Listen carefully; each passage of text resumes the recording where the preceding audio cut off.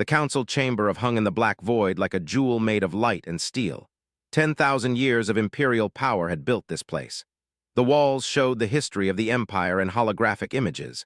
Conquered worlds, destroyed fleets, species that had tried to resist and failed. Captain Hayes stood alone in the center of the chamber.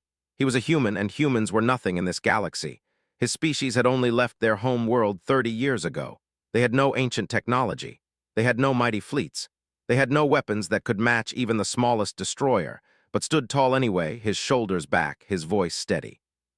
The council members sat high above him in their seats. Some were ancient beings with scales that caught the light like diamonds. Some were tall and thin with 6 arms. Some were massive creatures whose bodies were half machine now. All of them were old. All of them had seen empires rise and fall like waves on an ocean. Lord leaned forward in his seat. He was the commander of the military forces. His scales were gold, which meant he had won 10,000 battles. His eyes were cold and flat like stones. He looked at the way a king might look at an insect on the ground. "You come here to speak for humanity," Lord said. His voice was deep and hard. "You come to the greatest power this galaxy has ever known, and you tell us to stay away from your territory." "Did not move. I come to tell you the truth," he said. His English was clear. His voice did not shake. "If the Empire enters Terran space with weapons and war, we will destroy you." The council chamber went silent. Then laughter filled the room. It was the sound of ancient beings finding something very funny. Some of the council members laughed so hard they could barely stay in their seats. The creature's deep laughter shook the walls. Lord did not laugh. He stared at with eyes full of nothing. "Your species has been traveling the stars for 30 years, he said. "You have no warships, you have no advanced weapons, you have no alliances with any power in this galaxy, and you tell me that humanity will destroy the Empire." "Yes," said, "that is exactly what I am telling you." Another council member, named Vexazal, stood up. She had ruled over 500 worlds. Her voice was sharp like a knife. "Why would we listen to such words? Your kind built your ships from metal and parts we threw away. Your weapons are children's toys. We could remove your species from this galaxy with one fleet. One, and you would be gone as if you never existed." Knew all of this was true. He had known it before he came here. He had known it when he stepped on the transport ship. He had known it when they brought him to this chamber. He knew that what he was about to say would make no sense to them, but he had to say it anyway. His people were depending on him. "You are right," said. "In terms of technology, they are greater than humans. In terms of weapons, you are far ahead. In terms of military power, there is no comparison. But there is one thing you do not have. There is one thing that no ancient empire in this galaxy has ever had to face." Lord leaned back in his seat. He looked curious now, the way someone might be curious about a strange animal before they killed it. "And what is that?" he asked. "A species with nothing to lose," said. "Humans come from a world called Earth. This world is harsh. Its gravity is stronger than most planets. Its weather is violent and extreme. Its animals can kill you in 1,000 different ways. Humans were born in this fight. We learned to survive when survival was not guaranteed. We learned to fight when we had no weapons. We learned to stand when falling meant death." Lord stood up now. His chair moved back and disappeared into the floor. "You stand before the greatest power the galaxy has ever known, and you speak riddles to me." "It is not a riddle," said. "It is a warning. They have conquered many species, but you have never conquered humans. You have never fought a species where every citizen would rather die than surrender. You have never faced an enemy who knows their own world better than you know how to think. You have never met a people who will sacrifice everything for their home." The council chamber was quiet now. The laughter had stopped, but Lord was smiling. It was not a kind smile. "Then we will come," he said. "We will come with 10,000 ships. We will come with weapons that can turn planets into dust. We will come to teach your species what it means to ignore the Empire. And when we are done, there will be nothing left of humanity but memory." Felt his heart beat faster, but his face did not change. "I have told you the truth," he said. "The choice is yours. Stay away from Terran territory and humanity will not trouble you. Enter our space with weapons and we will burn every ship you send. This is not a threat. This is not a promise. This is what will happen." Lord laughed then. It was a laugh that came from deep in his chest and it echoed through the chamber. "Remove this human," he said to the guards. "Take him back to his ship. Let his people wait. Let them prepare. Let them build their defenses. I want them to have hope for just a moment before we take it away." The guards came forward. They were tall and strong. They grabbed by the arms and pulled him from the chamber. As he was dragged away, he heard the council laughing again. He heard Lord calling out orders for the invasion fleet. He heard numbers, 10,000 ships, 100,000 soldiers, everything the Empire had to show this small human what power really meant. The guards threw onto a transport ship. The ship rose up from the surface of it, flew past the council chamber and toward the stars. Below him could see the fleet beginning to gather. Ships that were the size of mountains, weapons that could destroy worlds, everything they had promised. But did not feel afraid. Instead, he felt something else. He felt clear. He felt certain. He knew that they had made a choice and the choice was wrong. He knew that his people had 30 days to prepare. He knew that many humans would die, but he also knew something else. He knew that humans would not break. He knew that when they came to Earth, they would find something they did not expect. The Earth Command Center sat deep beneath a mountain in North America. It was hidden from the sky by 3,000 meters of rock. The walls around it were made of the strongest steel that humans could build. There were tunnels that led to weapons storage, to food storage, to hospitals, and to the places where soldiers would fight and die. Commander Victoria Lee stood in front of a wall of screens that showed everything. She could see every city on Earth. She could see every military base. She could see the resources left to them and the time they had. The numbers were not good. They had 10,000 ships. Humanity had 300. They had weapons that could destroy entire cities in seconds. Humanity had conventional weapons that worked with missiles and explosives. There was no way to win a fight in space. There was no way to match their power in the sky, so Victoria had to think differently. She had to find a way to fight that they had never faced before. Next to her stood Dr. Robert Hayes, Captain Hayes's brother. Robert was a scientist who studied the Earth itself. He understood gravity. He understood atmosphere. He understood how the planet worked. His hair was gray from years of work, and his eyes were tired, but his mind was sharp. "Tell me again why you think this will work," Victoria said. She was not asking for hope. She was asking for facts. Robert pointed at a model of Earth floating in the air. It was made of light and information. "They have never fought on it," he said. "Their entire military strategy is built on planets with normal gravity, normal atmosphere, normal weather. Earth is none of these things." He moved his hand and the model changed. It showed Earth's gravity. "Our gravity is 40% stronger than the home world. When they land, their armor will weigh twice as much as they are used to. Their weapons will be harder to hold. Their bodies will feel pain from the simple act of standing." Victoria nodded. This was good, but not good enough. "We need more than that." "We have it," Robert said. He showed her the atmosphere layer. "Earth's air is toxic to 30% of the species in the military. Their suits will protect them for a time, but not forever.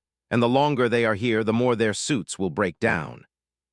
He tapped the model again. Now it showed weather patterns.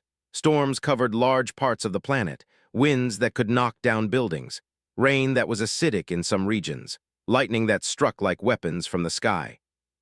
"These are not gentle weather patterns," Robert said. "These are weapons, and we control them because we understand them. They do not." Victoria saw what Robert was building in his mind. She saw the strategy. "You want to weaponize the planet itself." "I want to make Earth into a fortress that they cannot take," Robert said. "Not with weapons they have never faced, not on a world that was designed by nature to be hostile to all life." The work began immediately. Robert brought together the best scientists on Earth. They worked in the deep bunkers beneath the mountains. They created machines that could change the ground beneath an invader's feet. They built systems that could turn the atmosphere into poison. They connected themselves to the planet's volcanic systems and learned how to wake them up when needed. In cities across the planet, soldiers were trained.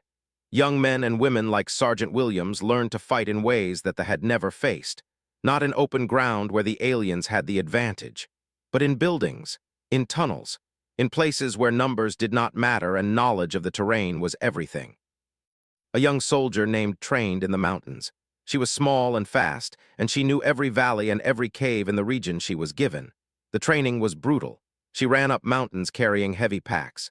She learned to shoot from angles the enemy would not expect. She learned that speed and knowledge were more powerful than strength and armor. In the cities, soldiers prepared underground bunkers. They moved food and water and ammunition into places where bombs could not reach. They built tunnels that connected different parts of the city. They prepared places where civilians could hide and where soldiers could fight. Every single preparation was made with one thought in mind. If they want this world, they will have to take it piece by piece, and they will bleed for every piece they take. The message went out to every human on Earth. This was not going to be a surrender. This was not going to be a negotiation. This was going to be a fight to the death, and humanity was going to fight it.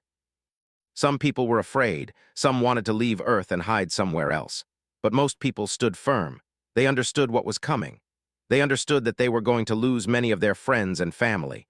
But they also understood that if they did not fight, humanity would become slaves. Humanity would become something less than human. In the space above Earth, new ships were being built. Not large ships like the HAD, but fast ships, small ships, ships that could move quickly and strike with precision. Pilots like Daniel Foster trained to fly these ships. They learned that they did not need to win battles in the traditional way.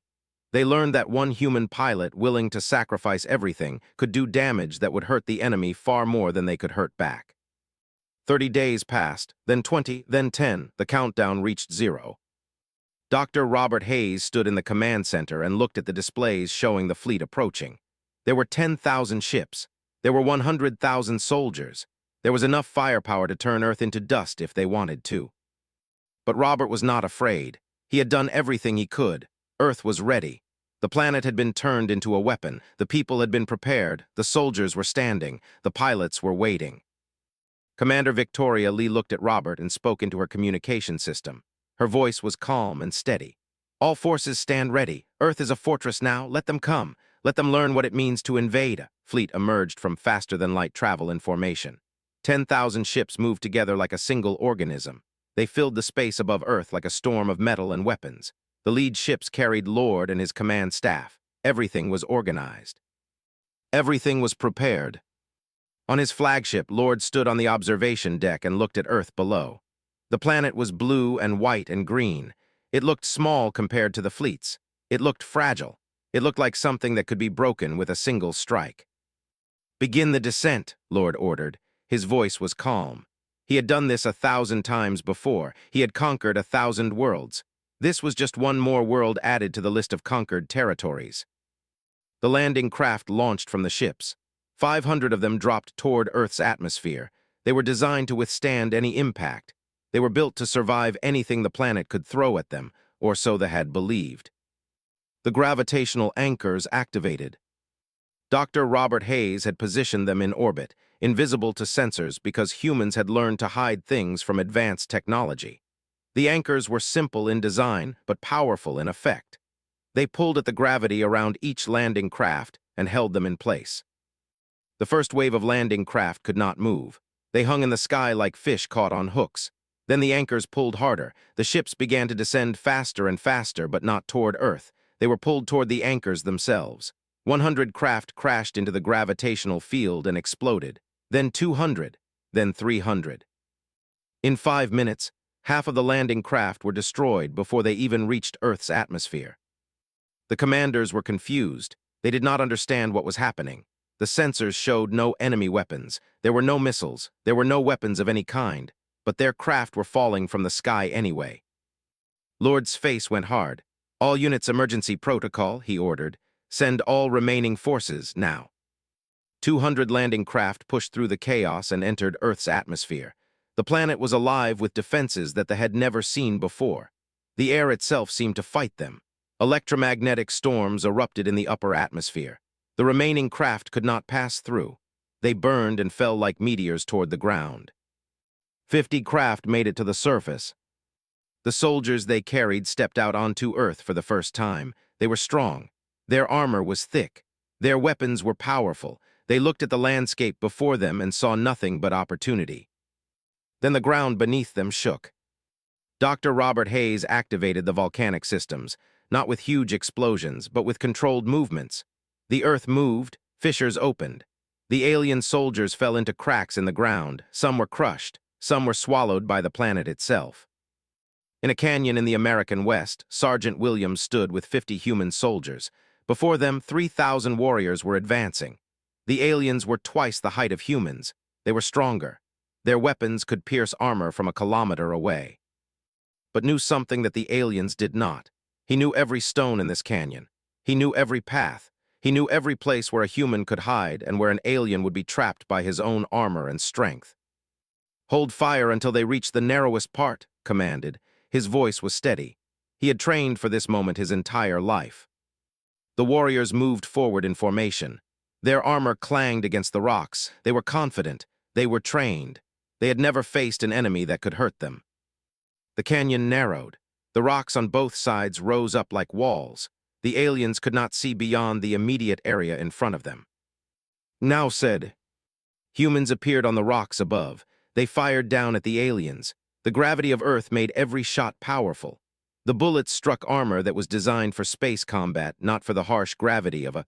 Cracks appeared in the armor. Soldiers fell. The aliens fired back, but their weapons were designed for open space.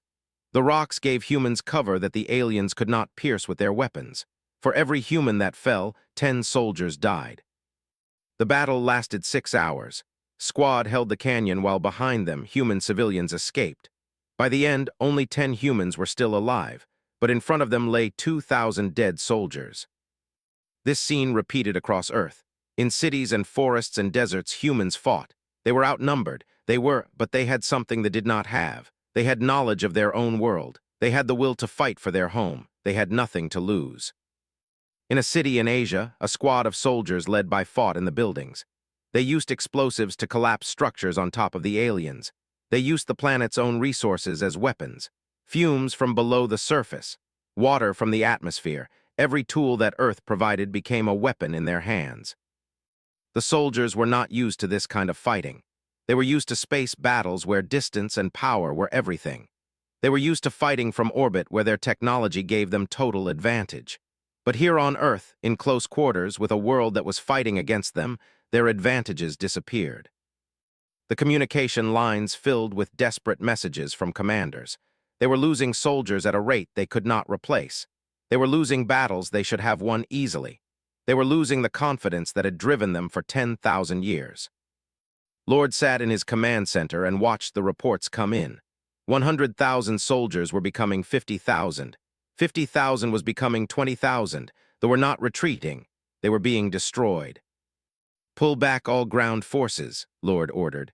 "Consolidate in orbit. We will end this with orbital bombardment. There is no honor in dying to a primitive species on a hostile planet." The remaining soldiers to their ships. Thousands of them did not make it. They were killed in retreat by human forces that followed them to the landing zones. As the last ships lifted off from Earth's surface, Commander Victoria Lee watched from the command center. They had done it. They had stopped the invasion. But the war was not over. They had 1,000 ships still in orbit. They had weapons that could destroy cities. And now they would use them. Victoria Lee looked at her commanders. "Brace for bombardment," she said. The space above Earth became a hell of fire and light. Lord's remaining ships fired their weapons at the cities below. Missiles came down like rain. Beams of energy burned the surface. Entire cities were erased in seconds. But humans were not there to die. They had moved underground. The cities were empty of living people. All that was destroyed were buildings and streets and monuments. The humans survived. Commander Victoria Lee watched from the command center as the bombardment continued.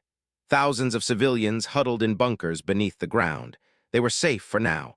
But this could not go on forever. Earth's defenses would eventually be overwhelmed. It was time to send the pilots. In a hidden airfield in North America, Daniel Foster sat in the cockpit of a modified fighter ship. The ship was small. It was fast. It was not heavily armored because armor meant weight and weight meant slow. Instead, the ship was designed to move like water flows around stones. It was designed to be invisible on sensors. It was designed to get close. Next to Daniel sat 99 other pilots. They had trained for this moment. They had trained to fly into the heart of an enemy fleet and strike at the command structures. They had trained knowing that most of them would not come back alive. "This is Squadron Leader Foster," Daniel spoke into his communication system. "All pilots prepare for launch. We fly now." The ships lifted off from the ground. They moved in formation, flying low to avoid detection. As they rose higher, the fleet above them began to notice movement. But by then, it was too late. The human ships were already too close. Daniel pushed his ship to maximum speed. Around him, 99 other ships moved in perfect formation. They had trained for this for months. They had run the simulation 1,000 times. They knew exactly what they had to do. "All pilots prepare for attack formation," Daniel commanded. "Remember, we are not here to win. We are here to hurt them so much that they cannot continue." The human fighter ships reached the fleet. The space around them erupted in weapons fire. Laser beams crossed through the black void. Missiles flew. The sky became a storm of light and explosion. The defenders fired at the human ships. 10 human ships exploded in the first seconds. 20 more were damaged, but the humans kept flying forward. They kept pushing deeper into the formation. Daniel targeted a capital ship. It was massive, the size of a mountain. It carried thousands of soldiers and weapons that could destroy entire continents. Daniel pulled his ship down in a diving attack. The weapons tried to track him, but the human ship was too fast. The targeting systems could not follow. Daniel got close, then closer. His weapons locked onto the power core of the capital ship. He fired everything he had. The explosion was huge. The capital ship shook and broke apart. Thousands of soldiers died in that single moment. But Daniel did not have time to celebrate. His ship was damaged. The weapons were empty. He had one choice to make, and he knew it before he ever launched. Daniel aimed his ship at another destroyer. He accelerated toward it. They saw what he was doing and tried to evade, but they were too slow. Daniel's ship crashed into the destroyer, and both ships exploded in a brilliant flash of light. Across the battlefield, other pilots were making the same choice. They were flying into the fleet knowing that they would not return. They were trading their lives for damage to the enemy. One human pilot would crash his damaged ship into a warship and destroy it. Another pilot would strike at a command center. Another would eliminate a weapons platform. 10 human pilots died. In exchange, they destroyed 50 ships. 20 human pilots died. 80 ships became scrap metal and radiation. 50 human pilots gave their lives. More than 200 military vessels were destroyed or damaged beyond repair. The fleet was being torn apart from the inside. Their ships were crashing into each other. Their communication systems were breaking down. Their formation was falling apart. On the ground, Commander Victoria Lee coordinated the attack from the command center. She sent more waves of fighters into the chaos. These pilots were not suicide pilots. They were pilots who attacked and retreated, who came back for another run, who lived to fight again. They exploited the chaos that the first wave had created. They were being defeated, and they knew it. Lord stood on what was left of his command ship. Around him, everything was falling apart. Half his fleet was destroyed. The other half was fighting a war it could not win. He had come to conquer an insignificant species on a primitive world, and instead his entire military force was being crushed. He looked at his communications officer. "Send a message," he ordered, "to all ships, prepare for retreat." The order went out. The remaining ships stopped their attacks. They stopped their bombardment. They began to organize their formation for a jump back to faster-than-light travel. But before they left, Lord made one final decision. He opened a broadcast channel. He made sure that every power in the galaxy could hear what he was about to say. "This is Lord, Commander of the Imperial Forces," he spoke, his voice hard and filled with rage. "I am sending this message to all listening civilizations. The species known as humans have defeated us in battle. They have destroyed our forces. They have taken our ships and killed our soldiers." He paused, and every alien civilization in the known galaxy listened. "Do not make the mistake we made," he continued. "Do not underestimate them. Do not enter their territory thinking you can conquer them. Humans are dangerous in ways that we did not understand. Humans will sacrifice their own lives to hurt their enemies. Humans will turn their world into a weapon. Humans will not break no matter how much pain you cause them." He stopped the broadcast. "Jump to faster than light," he ordered. "Now all ships leave this place." The fleet engaged their engines. The ships that could move began to accelerate toward the edge of the system. In less than an hour, the first ships jumped into faster-than-light travel. Then more followed. The fleet that had come to conquer Earth was leaving in retreat. On the command center on Earth, Victoria Lee watched the ships leave. She felt relief, but it was not the feeling of victory. It was the feeling of having survived something terrible. Around her, her commanders were cheering, but Victoria knew the cost. Thousands of humans had died. Entire cities had been destroyed. The planet had been wounded. But they had stopped They had proven that humanity was not weak. They had shown that a species with nothing to lose could defeat an empire that had ruled for 10,000 years. As the last ship disappeared into the darkness of space, Victoria Lee spoke into her communication system. All human forces stand down. The battle is over. Now begins the work of rebuilding. Now begins the time to remember those we have lost. But we are still here. Earth is still here, and humanity is still alive. 6 months had passed since the fleet retreated. The ships that had come to destroy Earth were gone, but the scars remained. Entire cities had to be rebuilt. Millions of people had lost their homes. 50,000 humans had died in the fighting.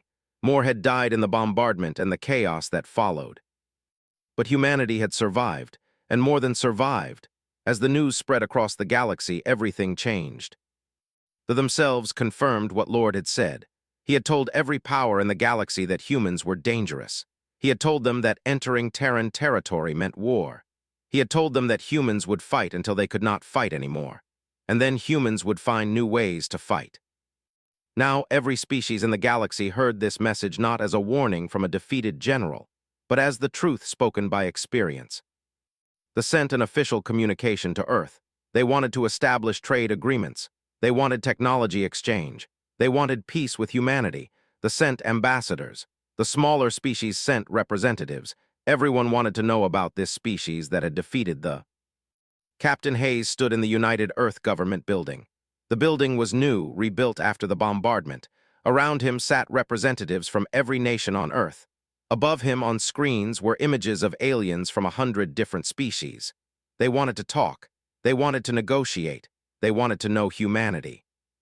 Was nervous. He was a soldier, not a diplomat, but his brother Robert encouraged him. Robert said that had already done the hard work. He had warned now he just had to speak the truth about humanity to the rest of the galaxy. "Thank you for coming," spoke to the assemblage of aliens and humans. 6 months ago, the Empire came to Earth expecting an easy victory. They believed that advanced technology and military power were all that mattered. They believed that a species with fewer weapons and smaller ships could be defeated without difficulty. He looked at each representation of each alien species. "They were wrong," continued. "Not because we were stronger in the traditional sense. We were weaker. We had fewer ships. We had less advanced weapons. We had no ancient technology. But we had something else. We had people who were willing to die for their home. We had soldiers who understood that some things are worth more than life itself. We had a world that we knew like we knew our own bodies. And we had the will to survive no matter the cost." The aliens listened. They understood now why Lord had spoken such words of warning. "Earth is open to peaceful trade," said. "Earth is open to peaceful alliances, but Earth will never accept conquest. Earth will never accept slavery. Humans will never bow to anyone. We will never surrender our territory. If anyone comes here with weapons and the intention to conquer, they will find the same fate that they found. They will find oblivion." The negotiations began. Trade agreements were signed. Alliances were formed. Some species wanted to learn how humans had defeated the so completely. Others wanted human soldiers to train their own forces. Humans suddenly had value in the galaxy. Humans suddenly had a place among the powers. Dr. Robert Hayes was offered positions at universities across the known galaxy. Scientists wanted to study his techniques. Governments wanted to understand how Earth's systems could be weaponized. Robert declined most offers, but he did work on a few projects. He helped some species understand their own worlds better. He helped them develop defenses based on Earth's model. The galaxy became a safer place because no one wanted to face an enemy that could turn a planet into a fortress. Sergeant Williams was promoted to colonel. He began training a new generation of Earth's soldiers, but now soldiers from other species came to Earth to learn from him. They learned how to fight in harsh terrain. They learned how to use the environment as a weapon. They learned to think like humans thought, to see problems as puzzles instead of obstacles. Was awarded the Medal of Terran Valor. She stood in front of thousands of people, and they cheered for her. She had fought in the canyon alongside Williams. She had survived when so many others did not. She had become a symbol of human resilience and courage. But was humble. She knew that the medal was not just for her. It was for everyone who had died. It was for everyone who had fought. It was for everyone who had believed that humans could win even when the odds were impossible. Commander Victoria Lee stepped down from her position.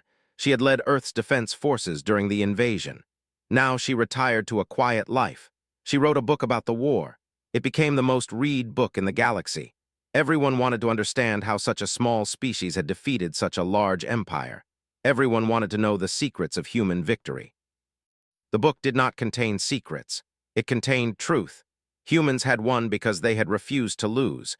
Humans had won because they knew the cost of failure and accepted it. Humans had won because they loved their home world more than they loved their own lives. Captain Hayes served as Earth's representative to the Galactic Council. The Council met on a neutral station where all the major powers gathered. When walked into the chamber for the first time, every alien present stood and showed respect. They understood what humans had done. They understood that Earth had joined the ranks of the great powers not through ancient history or advanced technology, but through the will and courage of a species fighting for survival. 1 year after the invasion ended, a monument was built on Earth. It showed a human standing on the surface of the planet, with one hand raised to the sky. The other hand held a weapon, but the weapon was not pointed upward. It was pointed inward to the ground, as if the human was willing to defend the planet with everything. The monument had a simple inscription. It said, "They came to conquer, they left in retreat, the Empire ignored the warning, entering Terran territory meant oblivion." Millions of humans came to see the monument. Aliens came from across the galaxy to see it. It had become the most important symbol of the war. It showed what humans had done. It showed what humans were willing to sacrifice for their home. In the years that followed, Earth became a great power in the galaxy, not through conquest like the old empires, but through respect. Other species respected humans because humans had proven that they could not be broken. Humans became traders and scientists and explorers. Humans built ships that were faster and more efficient. Human ideas spread across the galaxy. And everywhere the message was the same. Everywhere the warning was remembered. The species of the galaxy learned to be careful with Earth. They learned to respect human territory. They learned that humans were different from other species. Humans would fight for their home until the last breath left their body. Humans would sacrifice everything for their family and their world. Years after the war ended, Hayes stood at the monument with his brother Robert. They looked at the inscription. They remembered the people who had died. They remembered Lord and his fleet coming to Earth. They remembered the war that had changed everything. "Do you think they will ever come back?" Robert asked. Looked at the sky. He could see the stars from where he stood. Somewhere out there was the home world. Somewhere out there was Lord and the remnants of his fleet. "They could come back," said. "They have enough ships, they have enough weapons, but they will not, because they have learned the lesson. They have learned that some things cannot be conquered, some things must be respected, some worlds are too dangerous to invade." He looked at the inscription again. "The Empire ignored the warning," said. "They entered Terran territory, and they found Oblivion. That message has spread across the entire galaxy now. Every species knows what happened here. Every species knows that humans are not weak. Every species knows that invading Earth is not an option." Robert put his hand on his brother's shoulder. "We paid a terrible cost for this victory," he said. 50,000 dead, entire cities destroyed, a world wounded." "Yes," said, "but we are still here. Humanity is still here, Earth is still here, and we will always remember what we paid. We will always remember what we sacrificed. But we will also remember that we were not broken. We were not conquered. We stood against the greatest power the galaxy had ever seen, and we stood firm." The sun set over the monument. The sky turned red and orange and gold. The inscription glowed with the light of the setting sun, and the message was clear to everyone who read it. The Empire ignored the warning. They entered Terran territory, and they found Oblivion. Never again would anyone underestimate humanity. Never again would anyone assume that advanced technology and military power were all that mattered. Never again would anyone forget the day when a small species from a harsh world stood against the greatest empire in the galaxy and refused to break. The humans had learned the secrets of survival on Earth, and on that harsh world they had learned to be strong beyond measure. They had learned to be fierce beyond expectation. They had learned to be warriors, not by choice, but by necessity, and that necessity had made them into something that the galaxy would remember forever. Earth had its place among the stars now, and humanity had its place among the great species of the cosmos, not conquered, not subdued, not broken, but proud, standing tall, ready to face whatever came next. And the warning echoed across the galaxy, from star to star, from world to world. whispered in the councils of the mighty and the meetings of the small powers. Entering Terran territory meant oblivion. In the sky above the planet, the debris of the fleet hung in orbit like a graveyard, and all across the galaxy the message spread. Lord had told them the truth. Humans were different. Humans were dangerous. Humans had defeated the... And never again would anyone underestimate the species from Earth. Is was the easy part. Now comes the real fight. High above Earth, Lord gave the order to destroy every human city. He was going to turn this planet into dust, and then he was going to destroy any world that dared to shelter human refugees. He had been defeated on the ground, but he still had weapons. He still had power. He did not know that humanity had prepared for this too. He did not know that the real defense of Earth was not on the ground, but in the sky. He did not know that pilots like Daniel Foster were waiting in fast ships, ready to fly into the storm and change the course of the war. In the skies above Earth, sensors picked up the first ships emerging from faster-than-light travel. The invasion had begun, and humanity was ready to answer with everything they had. They were about to learn a lesson that no ancient empire in the galaxy had ever had to learn. They were about to learn that technology and power and numbers were not always enough. They were about to learn what it meant to face an enemy fighting for their home. They were about to learn that invading Earth meant oblivion. They would find a species that had learned to turn their world into a weapon. The transport ship jumped into faster-than-light drive. Stars became streaks of light. Behind him, the Empire prepared for war. And ahead, the planet Earth waited, and on that planet, humans began to prepare for the fight of their lives.